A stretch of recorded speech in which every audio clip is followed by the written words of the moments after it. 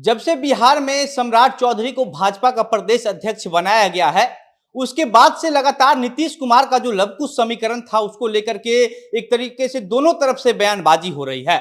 नीतीश कुमार जिस लवकुश समीकरण के दम पे लगातार मुख्यमंत्री बनते आए हैं, भाजपा का कहना है कि हमारे दम पे नीतीश कुमार मुख्यमंत्री आप बनते आए हैं। सम्राट चौधरी कई दफा ये कह चुके हैं कि लालू यादव को पहली बार मुख्यमंत्री भी भाजपा के बदौलत ही बने थे, लालू यादव भी, और अब नीतीश कुमार भी बने हैं। लेकिन नीतीश कुमार को ऐसा लगता है कि जो लवकुश समीकरण है उनका, यानी कि कुशवाहा और कुर्मी जाति का जो वोटर है वो पूरी तरीके से नीतीश कुमार के साथ है। इसी के दम पर नीतीश कुमार बिहार की राजनीति में टिके हुए हैं और लगातार 18 साल से मुख्यमंत्री की गद्दी पर बैठे हुए हैं। लेकिन अब उपेंद्र कुशवाहा जो लवकुश समीकरण के आधे से ज्यादा हिस्सेदारी के नेता माने जाते थे, लवकुश समीकरण में अगर जातीय समीकरण को जोड़ के बात किया जाए तो लवकुश समीकरण जो है वो लगभग बिहार की राजनीति में 12% का जो वोटर है उसमें है। तो 12% वोटर में 9% जो है वो कुशवाहा जाति का है और 3% जो है वह कुर्मी जाति का है। यानी कि 12% मिला करके एक समीकरण बनाया गया जिसका नाम दिया गया लवकुश समीकरण।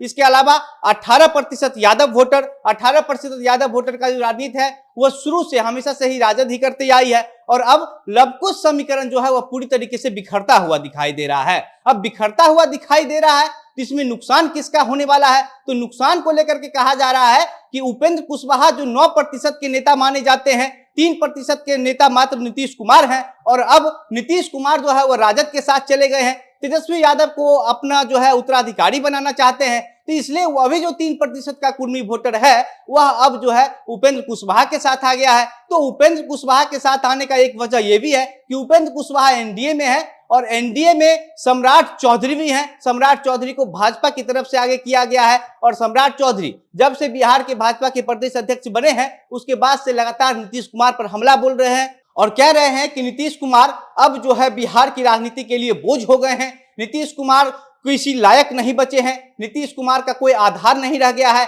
और लवकुश समीकरण को लेकर के दूसरी तरफ उपेंद्र कुशवाहा कह रहे हैं कि अब जो लवकुश समीकरण है वो पूरी तरीके से हमारे साथ है। उपेंद्र कुशवाहा कल गया में एक कार्यक्रम में गए हुए थे, उस कार्यक्रम में उपेंद्र कुशवाहा कहते हैं कि जब हम नीतीश कुमार के साथ थे तो 120 सीट पर चुनाव लड़े थे, उसमें से 118 सीट पर नीतीश कुमार जीत हासिल किए थे। लेकिन जब हम नीतीश कुमार से अलग हो गए तो नीतीश कुमार 43 सीट पर ही सिमट गए। यानी कि नीतीश कुमार का बिहार की राजनीति में क्या हैसियत है, जो लवकुश समीकरण की बात वो करते हैं उस लवकुश समीकरण पर नीतीश कुमार का कितना पकड़ है ये नीतीश कुमार को पता चल गया होगा। और अब लवकुश समीकरण को लेकर के सीधा सीधा यही कहा जा रहा है कि भाजपा की तरफ से भी सम्राट चौधरी को आगे कर दिया गया है कुशवाहा वोटर को काटने के लिए। दूसरी तरफ जो उपेंद्र कुशवाहा हैं, कुशवाहा जाति के बड़े नेता माने जाते हैं, इकलौता ऐसे नेता हैं कुशवाहा जाति में जिनको लेकर के कहा जाता है कि कुशवाहा का नेता है। तो नागमणि एक और नेता हुआ करते थे कुशवाहा के, लेकिन नागमणि का जो जनाधार है वो पूरी तरीके से खत्म हो गया है और पिछले कुछ दिनों से लगा जो है। और उसके बाद अब लगातार सम्राट चौधरी और उपेंद्र कुशवाहा मिलकर के ये कह रहे हैं कि नीतीश कुमार को मिट्टी में मिला देंगे। नीतीश कुमार भले ही लालू यादव के साथ चले गए हैं लेकिन जो उनका जाति का भी 3% वोटर अगर है कुर्मी का, अब वो भी उनको वोट नहीं देने जा रहा है। वोट नहीं देने का वजह यह है कि नीतीश कुमार तेजस्वी यादव को उत्तराधिकारी बनाना चाहते हैं और कुर्मी समाज नहीं चाहता है कि कुर्मी समाज का जो नेता हो वह यादव समाज का हो। कुर्मी समाज चाहता है कि अपने जाति का किसी नेता या फिर जो जब कुछ समीकरण बैठाया जाता है कुर्मी और कुशवाहा का, उस जाति का कोई नेता हो जो उनका नेतृत्व करे। इसलिए अब लगातार ये चर्चाएं हो रही है कि लवकुश समीकरण नीतीश कुमार का साथ छोड़ करके उपेंद्र कुशवाहा और सम्राट चौधरी पर आकर के टिक गया है। नीतीश कुमार का जो वोट हुआ करता था, जिस आधार पर नीतीश कुमार बिहार की राजनीति में लगातार इतने दिनों से टिके हुए थे, मुख्यमंत्री की गद्दी पर बैठे हुए थे, अब वो वोट जो है नीतीश कुमार से खिसक करके एनडीए का वोट हो गया है। और इसलिए अब नीतीश कुमार भी ये बात समझ चुके हैं, क्योंकि नीतीश कुमार जो है वो लगातार कहते हैं कि हमको तेजस्वी यादव को मुख्यमंत्री बनाना है। दूसरी तरफ नीतीश कुमार लालू यादव से जाकर के हाथ मिला लेते हैं। इससे पहले जब नीतीश कुमार लालू यादव के साथ आए थे भाजपा का साथ छोड़ करके, तो लगभग 17 महीना तक साथ में रहे थे और अब फिर से कहा जा रहा है कि नीतीश कुमार दोबारा पलटी मारेंगे। तो दोबारा पलटी मारने को लेकर के जो चर्चाएं हो रही है, उस चर्चाएं को जो तेज बात है उसको करने में और नीतीश कुमार का जिस तरीके का कदम लगातार बढ़ रहा है दिन, उससे कहीं ना कहीं ये लग रहा है कि नीतीश कुमार इस हवा को और ज्यादा तुल देना चाहते हैं। नीतीश कुमार चाहते हैं कि इस तरीके का माहौल बनता रहे ताकि लगभग 12 महीना अब नीतीश कुमार जो है वह राजद के साथ रह चुके हैं और 4 से 5 महीने में यानी कि नवंबर और दिसंबर आते आते नीतीश कुमार फिर से पलटी मार करके भाजपा के साथ चले जाएंगे। नीतीश कुमार के पार्टी के प्रवक्ता इस तरीके का बात कह चुके हैं कि नरेंद्र मोदी और नीतीश कुमार का दिल मिला हुआ है। नीतीश कुमार अगर भाजपा का साथ छोड़ करके अलग हुए भी हैं तो वह किसी के बहकावे में आकर के हुए हैं। इसका जो आरोप है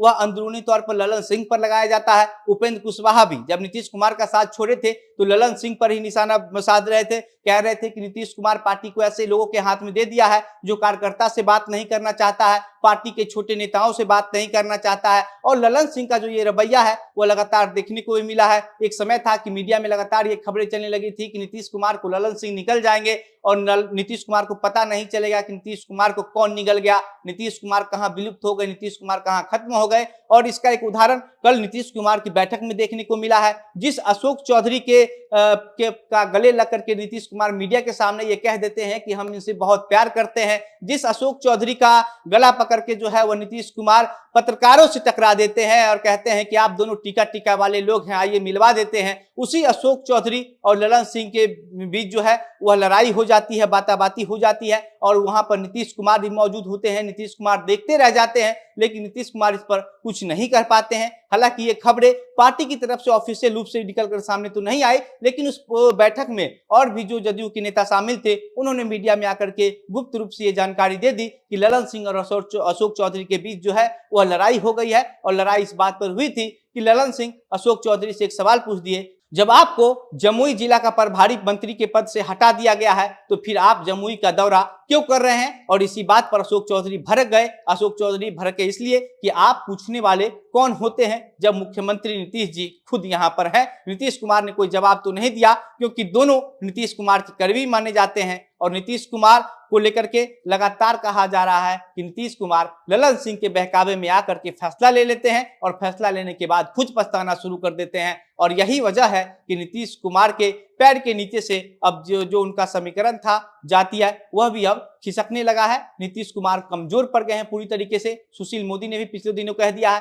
कि नीतीश कुमार राजनीतिक में अब जो है बोझ बन गए हैं। कौन बोझ ढोने का काम करेगा? क्या भाजपा का यही काम रह गया है कि किसी नेता का बोझ ढोते चले? इसलिए नीतीश कुमार कितना भी नाक रगड़ ले अब भाजपा में हम लोग उनको नहीं लेंगे। दूसरी तरफ लालू यादव अपने बेटे को मुख्यमंत्री बनाने में लगे हुए हैं और बेटे को मुख्यमंत्री बनाने के लिए कहा जा रहा है, उपेंद्र कुशवाहा ने यह बातें कल कही है कि झांसा देकर के जो है वह नीतीश कुमार का साथ ले लिए। नीतीश कुमार को ऐसा लगता है कि लालू यादव उनसे दोस्ती किए हैं, लेकिन दोस्ती नहीं है। लालू यादव सिर्फ अपना बेटा को मुख्यमंत्री बनाने के लिए नीतीश कुमार से दोस्ती किए हैं और जब उनका बेटा तेजस्वी यादव बिहार का मुख्यमंत्री बन जाएगा तो लालू यादव भी नीतीश कुमार को लात मार देंगे। नीतीश कुमार कहीं के नहीं रह जाएंगे। सम्राट चौधरी लगातार जो है वह कुशवाहा कुर्मी को लेकर के बोलते रहते हैं। सम्राट चौधरी कहते हैं कि साथियों, हम जिस जाति से आते हैं उस जाति का जो वोटर है वह लगातार ये उम्मीद किया है कि कोई एक ऐसा नेता हो जो उसकी बात करे, जो उसका कल्याण की बात करे, जो उसका आगे बढ़ाने की बात सोचे। लेकिन नीतीश कुमार ने जो है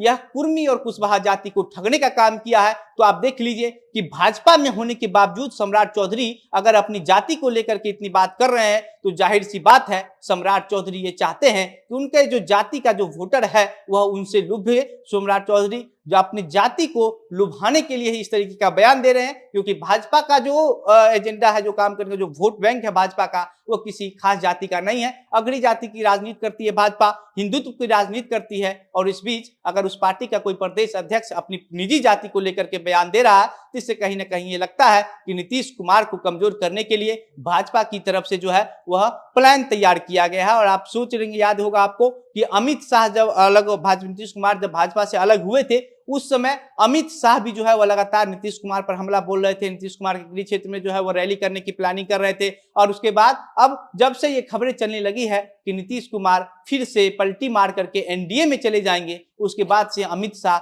जो है वह नीतीश कुमार के प्रति काफी सॉफ्ट हो गए हैं, लालू यादव पर हमला बोलना शुरू कर दिए हैं। बाकी नीतीश कुमार जिस तरीके का एक सस्पेंस बिहार की राजनीति में पैदा कर दिए हैं, बड़े बड़े राजनीति पंडित का जो है समझना मुश्किल हो रहा है कि नीतीश कुमार किधर के हैं, एनडीए की तरफ से मुख्यमंत्री बने हुए हैं या फिर महागठबंधन की तरफ से मुख्यमंत्री बने हुए हैं, यह कोई समझ नहीं पा रहा है। बाकी नीतीश कुमार से जब इसको लेकर के सवाल पूछा गया तो नीतीश कुमार हर बार की तरह इस बार भी ऐसे आश्चर्यचकित हो गए, ऐसे चौंक गए जैसे मानो नीतीश कुमार को कुछ पता ही नहीं हो कि नीतीश कुमार के बारे में मीडिया में क्या खबरें चल रही है। बाकी अब नीतीश कुमार का जो लव कुश समीकरण है वो ऐसा लग रहा है कि नीतीश कुमार से पूरी तरीके से खिसक गया है, क्योंकि नीतीश कुमार का अब बिहार की राजनीति में कोई उस तरीके का मजबूत आधार नहीं रह गया है। क्योंकि जदयू को लेकर के ही अगर बात कह लीजिए तो कुर्मी कुशवाहा का जो लव कुश समीकरण के आधार पर जदयू पार्टी को माना जा रहा था, उस पार्टी का जो नेतृत्व है अब ललन सिंह के हाथ में दे दिया गया है। दूसरी तरफ जो